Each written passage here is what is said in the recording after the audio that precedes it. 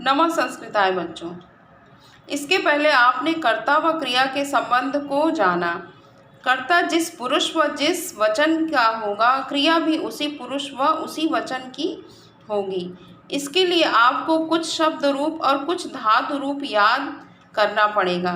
शब्द रूप जैसे राम, लता, गुरु, साधु, फल आदि, और धातु रूप जैसे पठ, गम इत्यादि। धातु रूप के लिए आप प्रारंभ में 3 लकार, लट लकार का मतलब वर्तमान काल, लंग लकार का मतलब भूतकाल, और लिट लकार का मतलब भविष्य काल। आपको ये तीनों काल में रूप याद करने होंगे। आज मैं आपको वाक्य में कर्म से परिचित कराती हूँ। हिंदी से संस्कृत बनाते समय हम कर्म में द्वितीय विभक्ति लगाते हैं। कर्म वह है जहाँ कर्ता अपनी क्रिया के द्वारा सबसे अधिक जिस चीज़ को करना चाहे। जैसे मैं आपको एक उदाहरण देती हूँ। जैसे वाक्य है बालकः पठति। अब पठति क्रिया के साथ वह क्या करना चाह रहा है? अगर वह बालक पुस्तक पढ़ना चाह रहा है तो बालकः पुस्तकं पठति। तो वह पठन क्रिया के साथ वह पुस्तक पढ़ना उसके लिए अभीष्ट है, या सबसे अधिक वह पुस्तक पढ़ना चाह रहा है। कर्ता अपनी क्रिया के द्वारा सबसे अधिक जो कार्य करना चाहे वही कर्म होता है।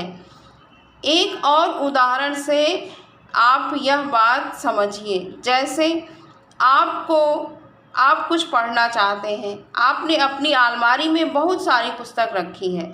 आप वही पुस्तक उठाएंगे जिस पुस्तक की आपको सबसे ज़्यादा ज़रूरत है, या आपको उस समय जो पुस्तक मन कर रहा होगा कि मुझे यह पुस्तक पढ़ने का मन है, या आपका कल एग्ज़ाम है किसी चीज़ का, किसी सब्जेक्ट का, तो आप उस सब्जेक्ट की पुस्तक उठाएंगे।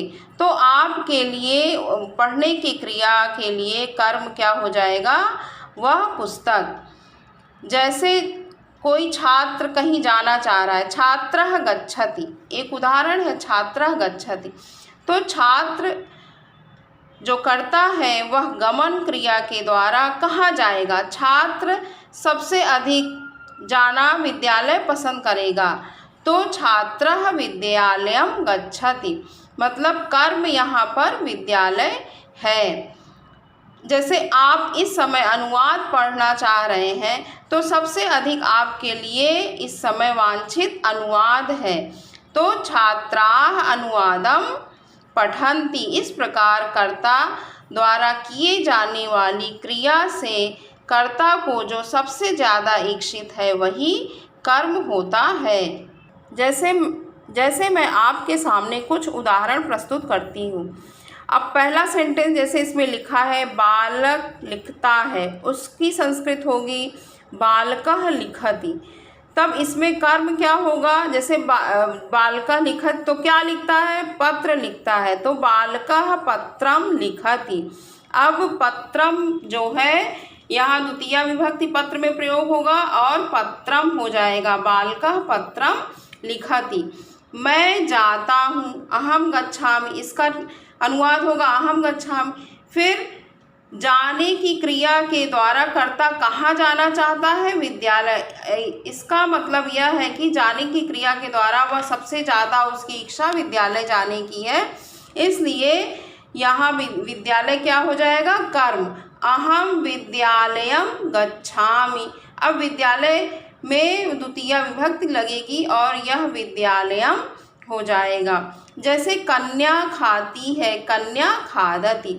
तो कन्या क्या खाती है? कन्या खाने की क्रिया के द्वारा सबसे ज़्यादा फल खाना पसंद कर रही है, इसलिए फल जो है द्वितीय विभक्ति हो जाएगी, कन्या फलम खादति।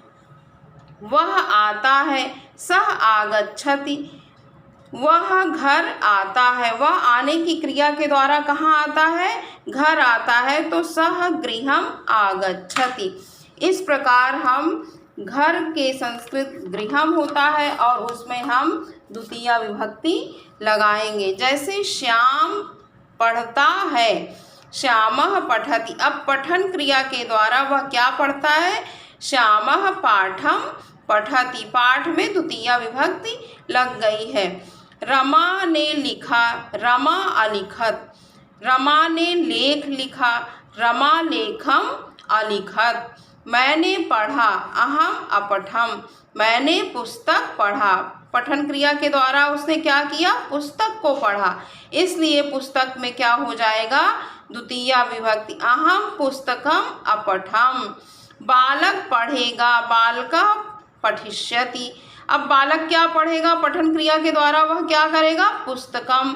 तो पुस्तक में द्वितीया विभक्ति लग गई। बालक पुस्तकम पठिष्यति, बालकः पुस्तकम पठिष्यति।